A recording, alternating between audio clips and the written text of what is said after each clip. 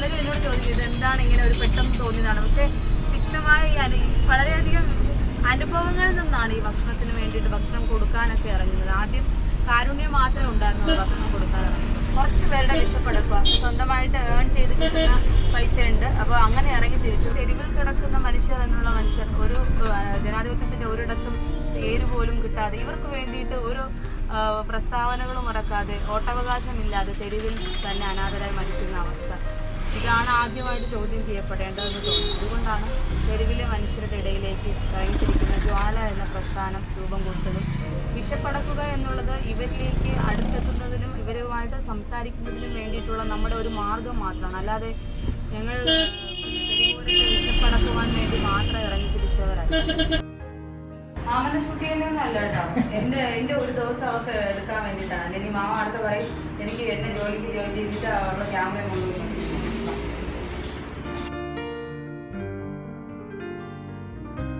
സാധാരണ ജോലിയിൽ വന്നിട്ടാണ് പിന്നെ ബാക്കി കാര്യങ്ങൾ, അന്നത്തെ ഫുഡിൻ്റെ കാര്യങ്ങൾ, പിന്നെ അതെല്ലാം നമ്മൾ ഷെഡ്യൂൾ ചെയ്തിരിക്കുന്നു. ഇപ്പോൾ ഷാജിയുടെ വിഷയമായിരുന്നു ഇമ്പോർട്ടൻറ്റ്. ആരോഗ്യ വകുപ്പിലെ ഉദ്യോഗസ്ഥൻ ഒരു 4 മാസത്തോളം നമ്മുടെ ഭരണസിരാ കേന്ദ്രത്തിന് മുന്നിൽ സമരം ചെയ്യുക, വൈകല്യമുള്ളതിൻ്റെ പേരിൽ വൈകല്യത്തിൻ്റെ പേരിൽ അദ്ദേഹത്തെ പലപ്പോഴും സഹപ്രവർത്തകർ അധിക്ഷേപിക്കുക, അങ്ങനെ അധിക്ഷേപിച്ച് മാനസികമായി തളർന്ന് അതിനെ പ്രതിഷേധിക്കാൻ തുടങ്ങുമ്പോൾ ഭ്രാന്തനായിട്ട് മുദ്ര കുത്തപ്പെടുക, പിന്നീട് തെരുവിലേക്ക് സമരവുമായിട്ട് ഇറങ്ങുക, ഒരു പൊതി ചോറിന് വേണ്ടിയിട്ട് തെരുവിൽ ജീവിക്കേണ്ടി വരിക. അവസാനമാണ് ജ്വാല എന്ന സംഘടന ഇടപെട്ട് നമ്മൾ ഷാജിയിൽ എന്തോ സത്യമുണ്ടെന്ന് മനസ്സിലാക്കുകയും ഒരു പ്രാകൃതമായ രീതിയിൽ സെക്രട്ടേറിയറ്റിൻ്റെ മുന്നിൽ നിന്നിരുന്ന ഷാജിയെ ഇന്നിപ്പോൾ ഈ ഒരു നെഞ്ചുരോഗ ആശുപത്രിയിൽ പുതിയൊരു മനുഷ്യനായിട്ട് ജോയിൻ ചെയ്യിക്കാൻ വേണ്ടിയിട്ടുള്ള എല്ലാ സംവിധാനങ്ങളും അതിലൊരു തൃപ്തിയാണുള്ളത്. പക്ഷേ ഇത് ചെയ്യേണ്ടത് സത്യത്തിൽ സർക്കാർ തന്നെയാണ്.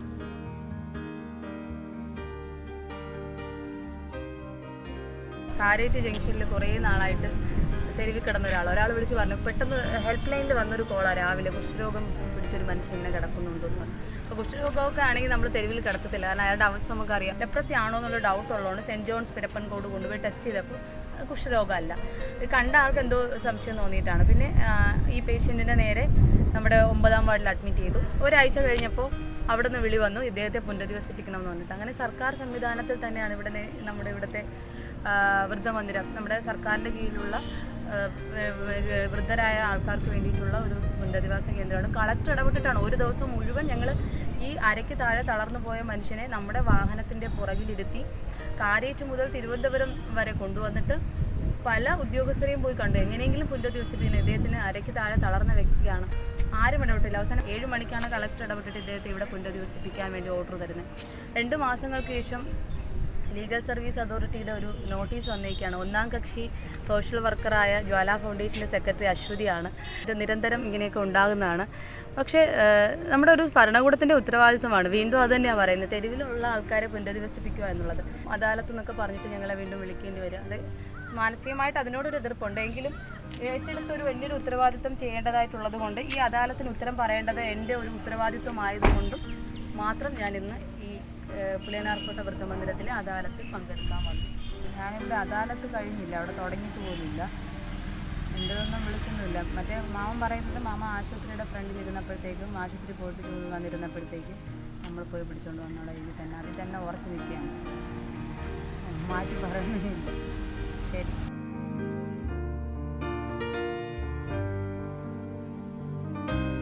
ഞാൻ ജനിച്ചു വളർന്നത് മുട്ടത്തറ എന്ന് പറയുന്ന ഒരു ഗ്രാമത്തിലാണ്.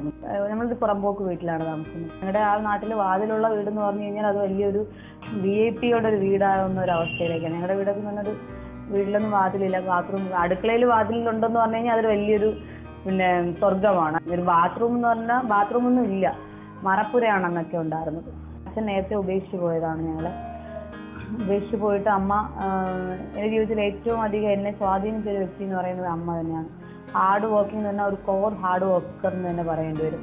രാവിലെ ഒരു 4 മണിക്കൊക്കെ തുടങ്ങുന്നതാണ്, രാത്രി കിടക്കുന്നവരെയും ഇങ്ങനെ ഒരു ചക്രം കറങ്ങുന്ന പോലെ അധ്വാനിച്ചു കൊണ്ടേയിരിക്കുക. അത് ഏതെങ്കിലുമൊക്കെ ജോലിയിൽ ഏർക്കൊണ്ട് വരുമാനത്തിൻ്റെ മുഖ്യ ഉറവിടം എന്ന് പറഞ്ഞാൽ അമ്മയുടെ വീട്ടു ജോലി തന്നെയാണ്.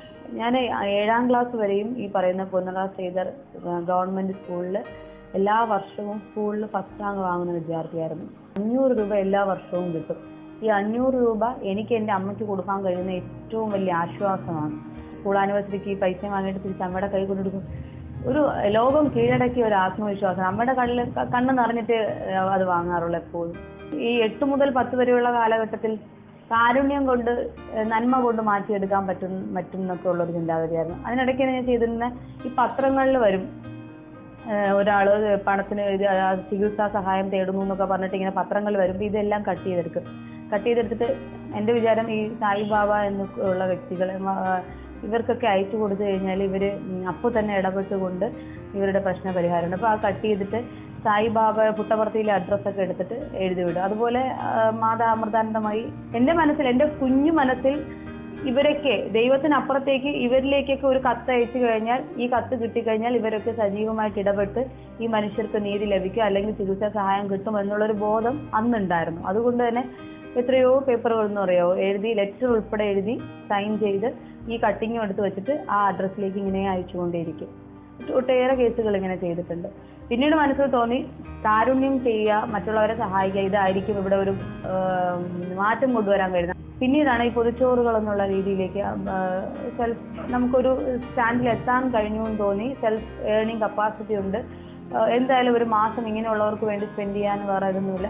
അപ്പോഴും മനസ്സിൽ കാരുണ്യം തന്നെയാണ്. ബോൾഡ്നെസ് ഒക്കെ ഉണ്ട്. കാരുണ്യം, കുറച്ച് പേർക്ക് ഭക്ഷണം കൊടുക്കുക. എനിക്ക് എന്തായാലും സർവീസ് മേഖലയിലേക്ക് വരാൻ പറ്റിയില്ല, നഴ്സിംഗ് മേഖലയിൽ വരാൻ പറ്റിയില്ല. ഒരു ആർക്കെങ്കിലും ഭക്ഷണം കൊടുക്കണമെന്ന് പറഞ്ഞപ്പോൾ 9ാം വാർഡിൽ പോയതും ഞങ്ങളൊന്നും ജാതിയുടെ പേരിലല്ല മാറ്റി നിർത്തപ്പെട്ട, സമ്പത്തിന്റെ പേരിൽ തന്നെ. ഈ വലിയ വലിയ വീടുകളുടെ പുറകുവശത്ത് പോയി നിന്നിട്ട് അവരുടെ പുറമ്പോക്കിൽ ഈ പറയുന്ന തെങ്ങിൻ തോപ്പിലിരുന്ന് ആഹാരം കഴിക്കേണ്ടി വരുന്ന ഒരു അവസ്ഥ, അത് ഒരു മനുഷ്യനെ ഏത് രീതിയിൽ വേണമെങ്കിലും മാറ്റാം. അവിടെയൊക്കെയും സാമ്പത്തികം തന്നെയാണ് പ്രശ്നമായിട്ട് നിന്നത്. ആഹാരം കൊണ്ടുവരുന്നത് പോലും പാൽക്കവറിലാണ്. പാൽക്കവർ കഴുകിയിട്ട് ആ പാൽക്കവറിന്റെ മുകളിലായിരിക്കും ആഹാരം കൊണ്ട്. അത് ഞങ്ങളെ രണ്ടുപേരെയും പിടിച്ച് ബാക്കിലിരുത്തിയിട്ട് ആ നിലത്തിരുത്തിയിട്ടായിരിക്കും ആഹാരം കഴിക്കുന്നത്. ആഹാരം തരുമ്പോഴും ഒരുപാട് നിഷ്കർഷമുണ്ട്. ഇപ്പോൾ ചൂടുവെള്ളമൊക്കെ ഗ്ലാസ്സിൽ തരികയാണെങ്കിൽ ചൂടുവെള്ളം ചുണ്ടോട് ചേർത്ത് കുടിക്കാൻ പാടില്ല, മുകളിലേക്ക് പിന്നെ പൊക്കി വെച്ചിട്ടേ വെള്ളം കുടിക്കാവും. നമ്മുടെ ചുണ്ട് പോലും ആ ഗ്ലാസ്സിൽ തൊടാൻ പാടില്ല എന്നുള്ള ഒട്ടേറെ ഡിസ്ക്രിമിനേഷൻ ഒക്കെ ഉണ്ടായിരുന്നു ആ സമയത്ത്. സ്കൂളിൽ പോയിക്കൊണ്ടിരുന്നത് ഉച്ചക്കഞ്ഞി കിട്ടുന്നതിന് വേണ്ടി മാത്രമാണ്. 1ാം പീരീഡും 2ാം പീരീഡ് കഴിയുമ്പോഴത്തേക്കും ഇങ്ങനെ വിശപ്പ് ആളി കത്തുന്നുണ്ടായിരിക്കും. കാരണം ഞങ്ങൾക്ക് ക്ലാസ്സിൽ പോലും ശ്രദ്ധിക്കാൻ പറ്റില്ല, എപ്പോൾ കഞ്ഞി കിട്ടും എന്നുള്ളൊരു പ്രതീക്ഷ മാത്രമേ ഉള്ളൂ. 12:30 ആകുമ്പോൾ ആ കഞ്ഞി കിട്ടും, അത് കുടിക്കുക.